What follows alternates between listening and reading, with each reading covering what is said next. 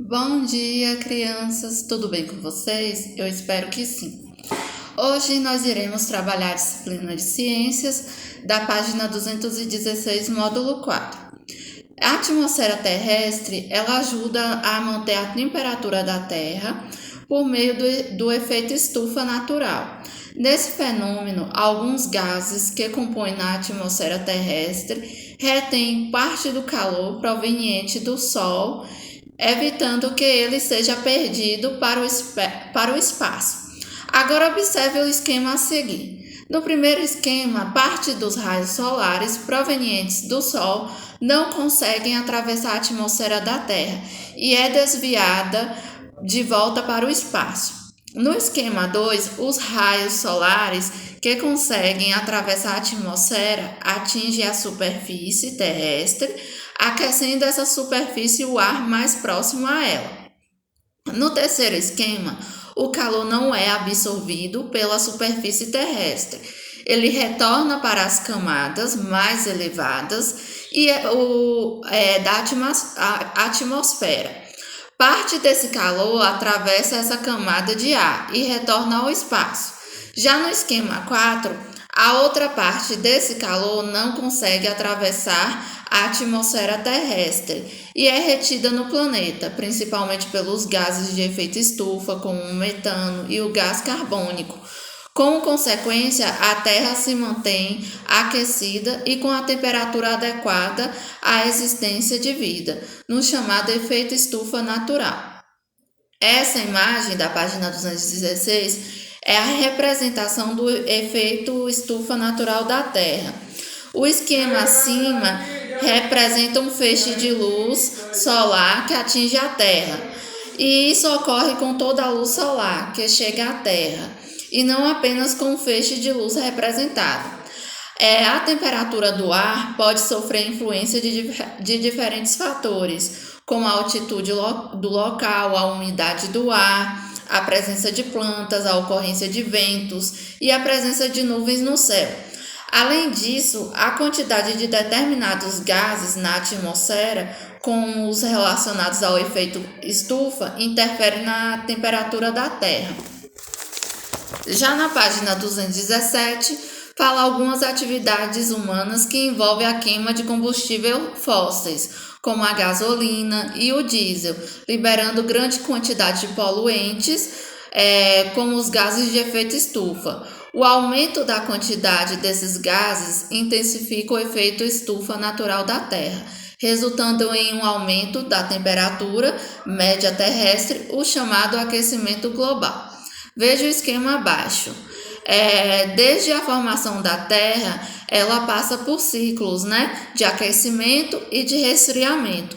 No entanto, o ser humano está acelerando esse processo de elevação da temperatura terrestre. E a maior quantidade de gases de efeito estufa na atmosfera da Terra, no esquema A, faz com que o calor fique retido próximo à superfície terrestre, no esquema B, que provoca um aumento de temperatura média do ar e, como consequência, ele reduz a quantidade de calor que é perdida para o espaço, no esquema C. Aí, nessa imagem, temos a representação da intensificação do efeito estufa natural da Terra.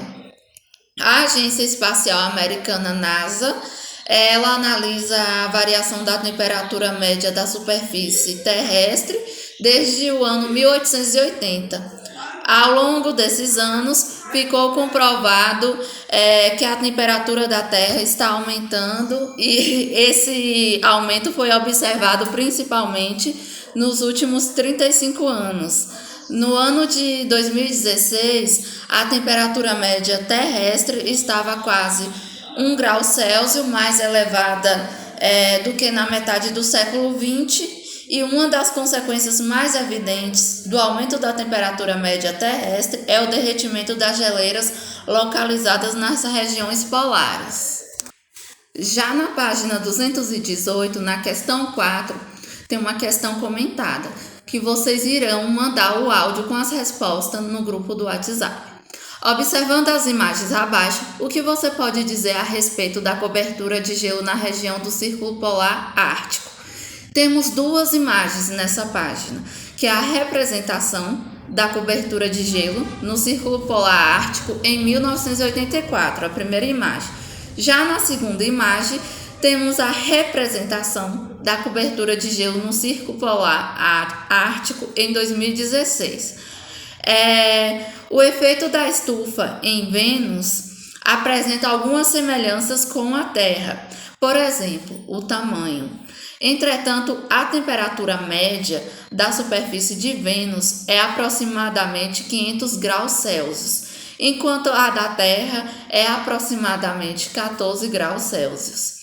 A atmosfera de Vênus, assim como a da Terra, ela é composta de gases, porém sua composição é diferente, pois Vênus apresenta uma atmosfera mais fina do que a terrestre, que é composta principalmente por gás carbônico.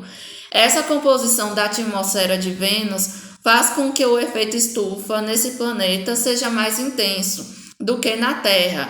Então, assim, o calor fica retido próximo à superfície de Vênus, tornando a temperatura de sua superfície muito mais elevada do que na Terra.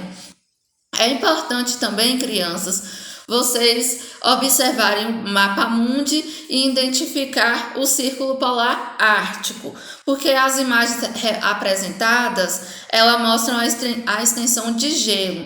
E observando nessa região de 1984 e 2016, as porções mais escuras, elas representam o gelo que se formou durante o inverno, enquanto a porção mais clara, branca, representa o gelo que se formou há mais tempo e que resiste ao derretimento natural que ocorre no verão. Então, esse tipo de gelo ele é o foco das análises de derretimento das geleiras em razão do aumento da temperatura média global.